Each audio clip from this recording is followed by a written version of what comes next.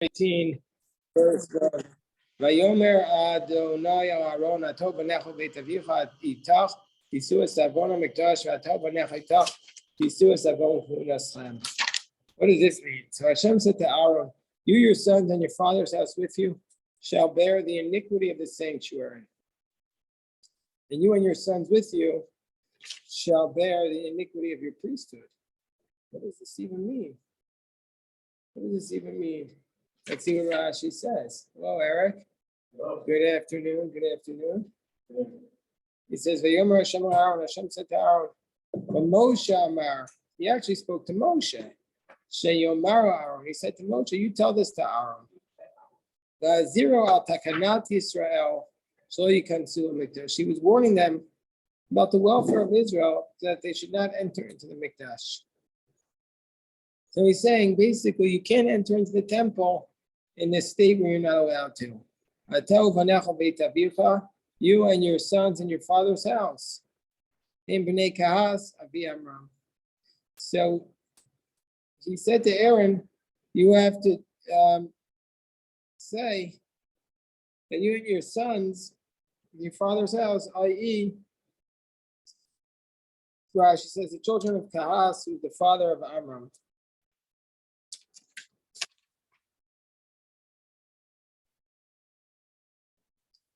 Tisu as Avona Mikdash, they shall bear the iniquity of the temple. I shall place upon you the punishment of non-Kohanim, who will sin in matters concerning the sacred things. This is a reference to the tent, the ark, the table, the klei hamikdash, a kodesh, the utensils. Attempt teishvu v'tasiru. As called Zachar Aboliga. You have to sit and warn every male who's not, every non-Kohen who comes.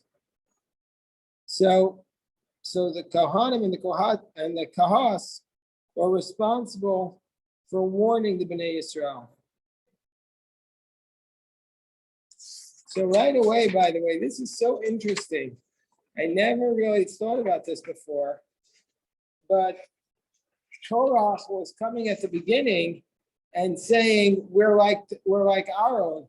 And now immediately after this plague, in chapter 18, verse 1, Hashem is saying that there is a way in which the Korach, the Kahas family, which includes Korach, or it would have included Korach, does stand on the same area as the Kohanim, in that they have to warn the Yisraelim not to touch these articles.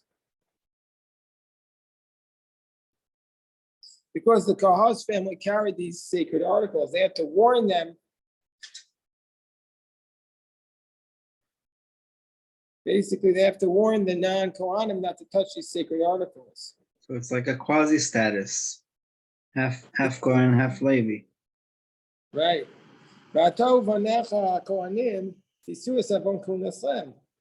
You shall bear the iniquity of your priesthood.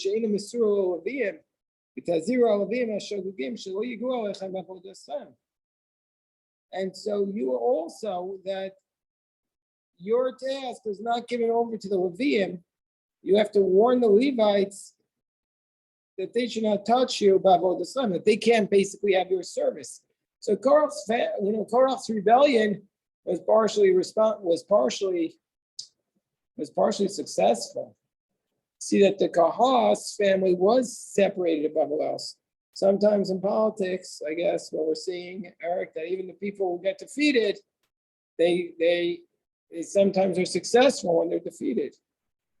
You know, the history of rebellions inside the party, or even when the independent candidate comes, is that one of the major parties assumes those ideas, and then they advance the ideas, and the rebels go away, but their ideas are incorporated into the leadership. Right, that's the standard thing that happens. If somebody comes in, they reject the person, they say your ideas are crazy, but they take in those ideas and they just call them by a different name.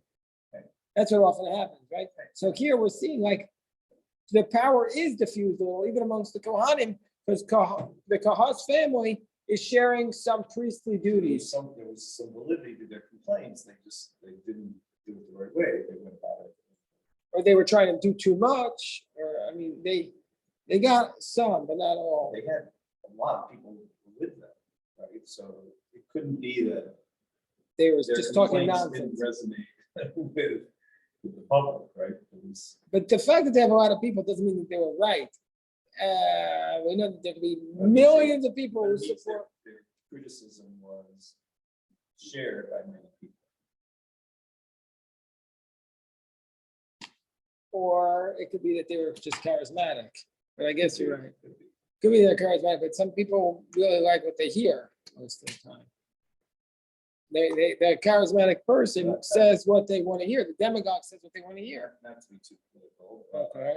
I remember watching the 2016 presidential campaign and recognizing that many of the ideas that Trump was putting forward were ideas I heard often when I was in politics. And agree with the ideas, and because he ended up being the one that, because of his other traits, lifted them up, they followed him. But the ideas, people made the mistake of thinking it was only about him, but the ideas did have some resonance. Yeah, for sure. I mean, that's what people are going to write a lot of books about that one day. Okay, well, we don't know the final chapter. So in chapter 18, verse 2, also your brethren from the tribe of Levi, the tribe of your father, draw near with you. They shall be joined to you and minister to you. And you and your sons with you in front of the ark of the testimony. So what does this mean? So now this refers to the other tribes of Levi, the other families of Levi. The sons of Gershon and Merari. They shall be joined to you. They are also supposed to warn the non-Kohanim against approaching them. So meaning to say, they're separated out not only from the Bnei Yisrael, they're also separated out from the other Leviim. And that's the other way, I guess, in politics, that a rebellion is co-opted, is that you make the rebel the leader. And you give them, and so here too, all of a sudden Kahas is separated away from the other Levites. They're separated away from the other Levites. They're holier than the other Levites, so to speak. Vishar tucha, and they shall minister to you, b'shmirat hasharim, in the guarding of the gates of Manos Mehem, Gizbarin v'Martlin. And they have to appoint,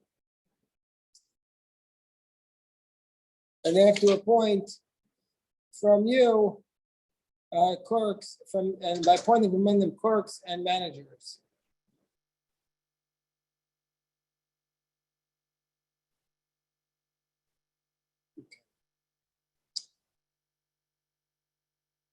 Vishamrim, verse 3, Vishamrim Mishmartcham Mishmeret Kol Oel, and these Levites are in charge of guarding you and guarding the whole tent.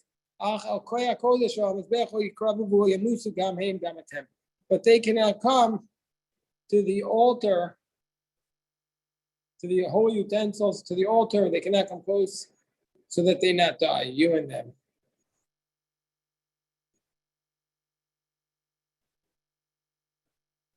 And they'll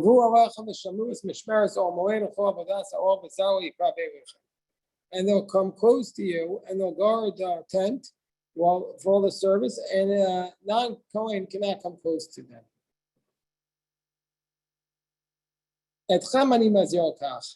I warn you about this.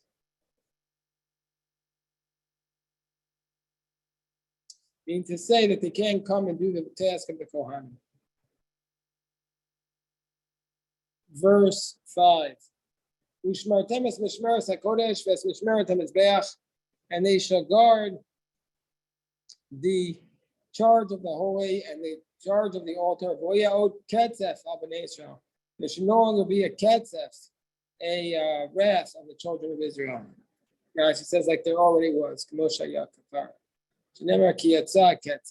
So I think what we're seeing here is a spelling out of the responsibility of the Levites also. The Levites are responsible to prevent another plague. The plague, hold on, Bill. The first plague happened because of the Levites or a Levite. Now it's the Levites' job to protect against the plague. Also here, we'll make some changes, but only so far. We won't. Can't make all the changes they do. Yeah, but they're elevated. They're elevated with a very important task. They're in charge of security. They're in charge of plague protection. I mean, that's the ultimate responsibility. Which Martemis Mishmaris HaKodesh, and you shall guard the. Oh, we just read that. Verse 6. And I will take your brothers, the Levites, from amongst the children of Israel. And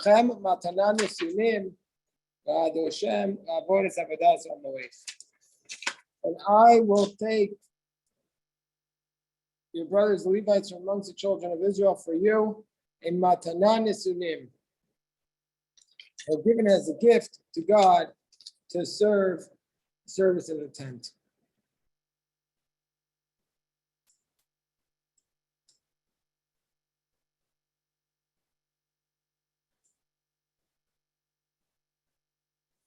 Rashi says here, that there's no Rashi on that. Verse 7. And you and your children with you should guard your kahuna regarding every matter of the altar and within the curtain you shall serve. Avodas matana atenis kunaschem.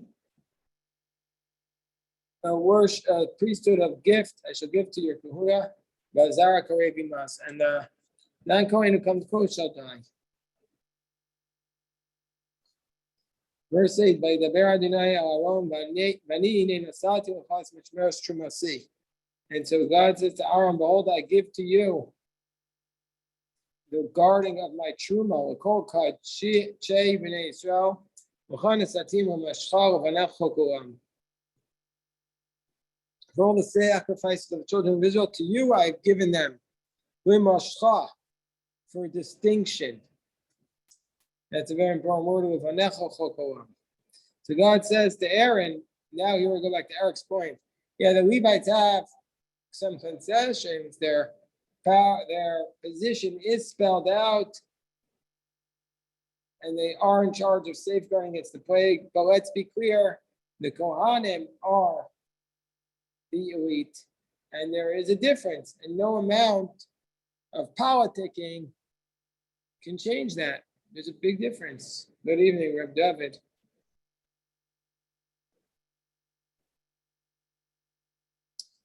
Yeah. So let's see what Rashi says. Behold, I've given to you this simcha with joy. Vashon simcha huzeh. Hine is an expression of joy. Ani hine, I joyfully gave to you. Hine uyeh tzelet pratcha. V'rachav samach bo. He'll see you and he'll rejoice. This is like a king who gives a field to his friend. And he didn't write or sign it. And he didn't bring it up in the court. One person came and protested about the field. The king said to his friend, whoever wishes may come. So what's the parable? The parable is like a king gave a field to his friend, and he didn't sign a document of transfer. He didn't record it. And then a person came and said, this field is mine. So the king said to his friend,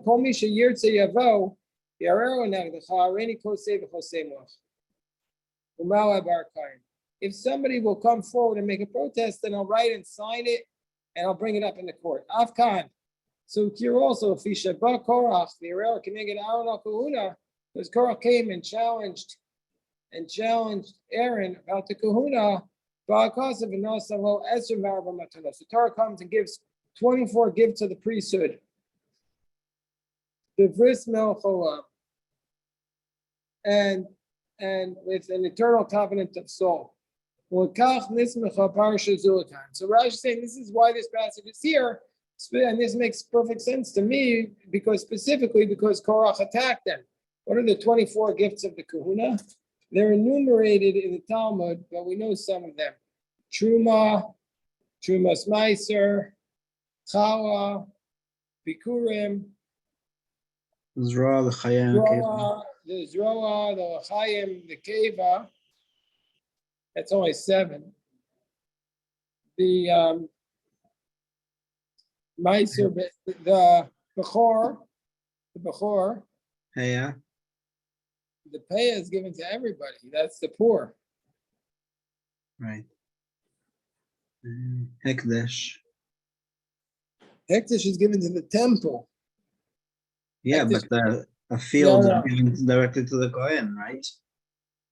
They can do, that's a different, no, if you dedicate the field.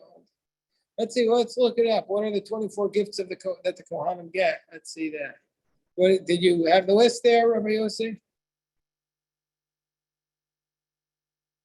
We'll have to review it.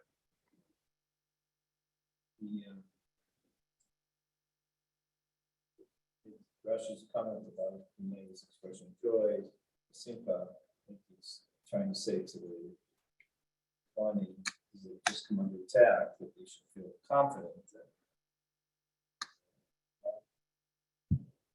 Right. defensive. Bikurim, Chatat, Asham. So list the Karbanos. Shlamim. They get to partake in the 3 sacrifices, the Chatas, the Asham, and the Shlamim. Okay. All right, what else? But he divides them because there's some that are brought as a bird, some are brought as a. That's how you get to 24. Okay. And the showbread, and the Shtelechem of Shavuos, Okay. the Shiraim of the Mincha, the Omer offering. You already said the firstborn. Bikurim, we already said. Okay. Skins of the burnt The offering. Ola. Of the Ola. Okay. And Trum, and again, the tithes it divides to Truma Gdola, Truma Master, Chala, Okay. Reshita Gez. Reshita Gez, yes, the shearing of the wool. First shearing of the wool. Pidyon Aben, Pidyon Bechor. Chet HaChamor, yeah, we forgot about that. And The donkey. and yeah, and I was right. So number 22 is property declared as cherem. Right, that's different than hektish, but there could be property that's given straight to the Kohanim. That's called the Haramim. Yeah. If it's given to the temple, and it's not also given inherited fields that were dedicated and not reclaimed in the Jubilee. And also Gezela Sager. If you stole from that's the very last one, number 24, at least according to Wikipedia. Okay. So okay, now let's go on. Bitara. Tara means. Okay, we just read the Mishmeres. You have to guard them in purity. That it was given to the Kohen for distinction. Rashi says, "Look, dua for greatness." Maybe he's playing with the letters a little bit. No, this is from the Gemara. Yeah, but he says the third dibur matchil the moshcha, but the first dibur matchil he says simcha. So that's Rashi's words, simcha, right? Like it's the same exact letters, no? Nice, interesting. Yeah, nice. Okay, so now we're in chapter 18, verse 9. We're talking about the priestly gifts. This shall be for you, Mikodesh HaKodashim, from the Holy of Holies, Mina'esh, from the fire. Kol karbanam, Mokol Mechasam, Mokol Chatasam, Mokol Asharmam, Sher Yeshivui, Kodesh Kodashim, Mochahu Banecha. This shall be for you from the Holy of Holies, from the fire, all their sacrifices, for all their offerings, grain offerings, for all their sin offerings, all their guilt offerings, Asher Yeshivui, which they will give to me, will be Holy of Holies to you, and your sons. Rashi says, what are we talking about? Hello, Larry, and hello, Jeffrey. We're joined. So many people inspiring me with your presence. Yes, Jerry, and then we'll read the Rashi. Yes, Jerry. Yes, it says that only males can eat these sacrifices, but these Kohanim have wives and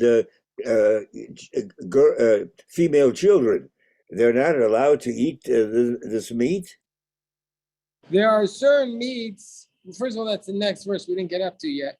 There are certain sacrifices that can only be eaten by the males, by the male Kohanim.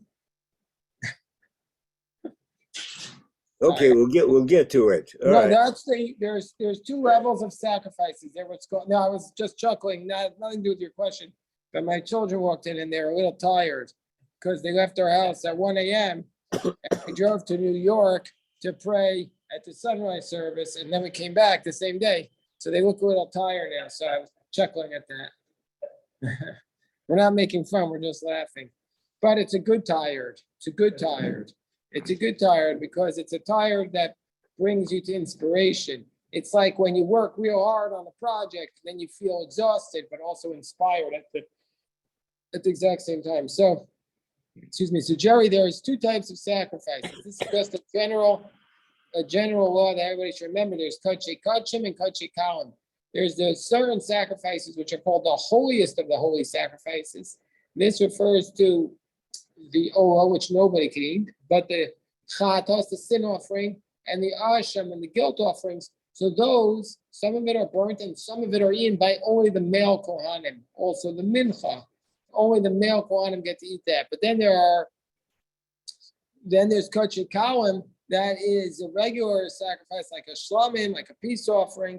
So that there are certain parts of it which are given to the kohanim, but that does not have to be by a male kohen in the temple. It could be eaten all over Jerusalem, and it could be eaten even by a female kohen.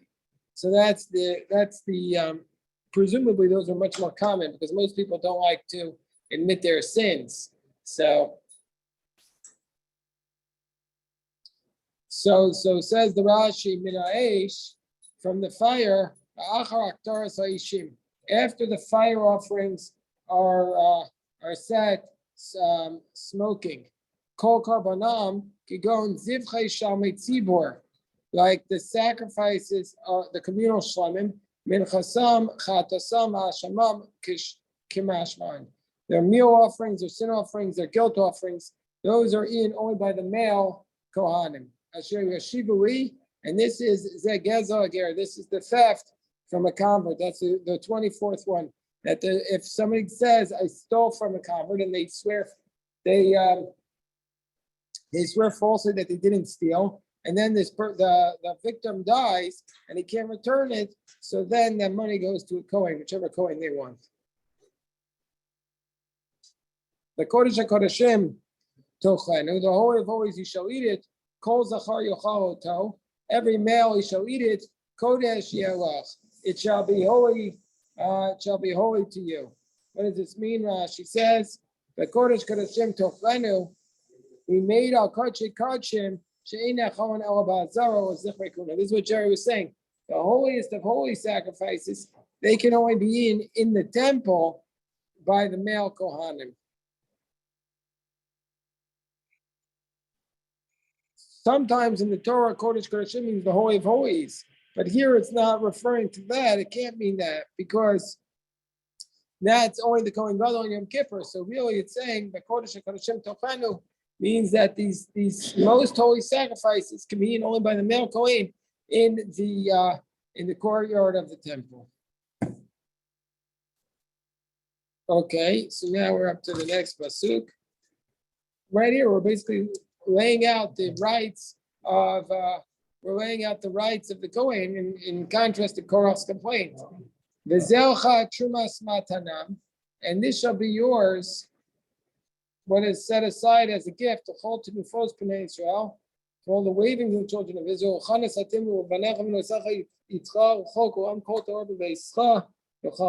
this will be for you. What is set aside as a gift for all the wavings of the children of Israel. To you it will be given, for your sons and for your daughters with you as an eternal law. every tahor in your house shall eat it. So this is, Rashi says, now this refers to the Kodesh Kohen, the lesser sacrifices, which a portion does go to the Kohen. Trumas matanam amuram min hatodah. This is this part that is separated from the Thanksgiving offering. This is described back in Vayikra. Umei ayil nazir, from the peace offering, from the ram of the Nazir.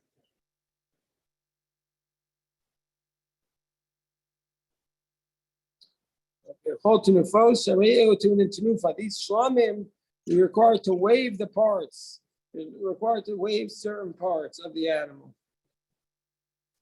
Again, it's spelled out in Vayikra. Kol tahor, v'lo tameim, kol tahor rabas ishto. Meaning, if the Kohen is tamei, he cannot eat from this, but his wife can. So now, I just want to just do this last pasuk. It says, this is something that I never saw anywhere else, so I'm very proud of it, but I'm sure somebody else says it.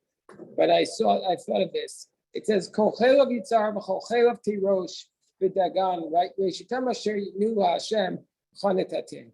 All the fat of yitzar, what's yitzar is oil, and all the chelav of the tirosh, the fat of the wine, the dagan, and the grain, reshitam asher yitnu Hashem chanetatin. Meaning to say you have to give the truma, the tithe of the oil and the wine and the grain, you give the first of them to the Kohen. But I was thinking like this. What is the word for oil that's used here? What's this word?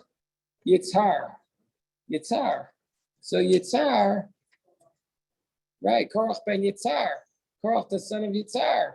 So what does it mean? They use the word for oil, Yitzhar, here. So it's saying the best of Yitzhar, that you give to the Kahuna. Meaning to say the best part of Korach's arguments have something that we can learn from. Korach is rejected, but the Chaylev Yitzhar, the best part of it, that will be given to God. There's nobody who's completely without any value to be added to the world. So the best parts of Korach, that you have to retain and give to the Kohanim. All right, well, we'll stop here so we could dive in. I'm sure.